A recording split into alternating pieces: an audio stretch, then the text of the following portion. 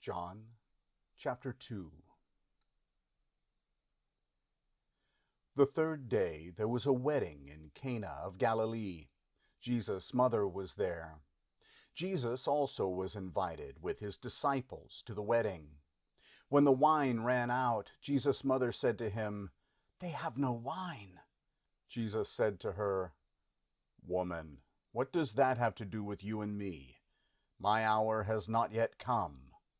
His mother said to the servants, "Whatever he says to you, do it." Now there were 6 water pots of stone set there after the Jews' way of purifying, containing 2 or 3 metretes apiece. Jesus said to them, "Fill the water pots with water." So they filled them up to the brim. He said to them, "Now draw some out and take it to the ruler of the feast." So they took it. When the ruler of the feast tasted the water, now become wine, and didn't know where it came from, but the servants who had drawn the water knew, the ruler of the feast called the bridegroom, and said to him, "Everyone serves the good wine first, and when the guests have drunk freely, then that which is worse. You have kept the good wine until now."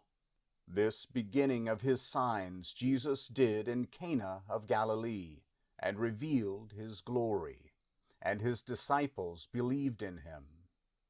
After this he went down to Capernaum, he and his mother, his brothers, and his disciples, and they stayed there a few days. The Passover of the Jews was at hand, and Jesus went up to Jerusalem. He found in the temples those who sold oxen, sheep, and doves, and the changers of money sitting. He made a whip of cords and drove all out of the temple, both the sheep and the oxen, and he poured out the changers' money and overthrew their tables. To those who sold the doves he said, "Take these things out of here. Don't make my Father's house a marketplace." His disciples remembered that it was written, "Zeal for your house will eat me up." The Jews therefore answered him, "What sign do you show us, seeing that you do these things?"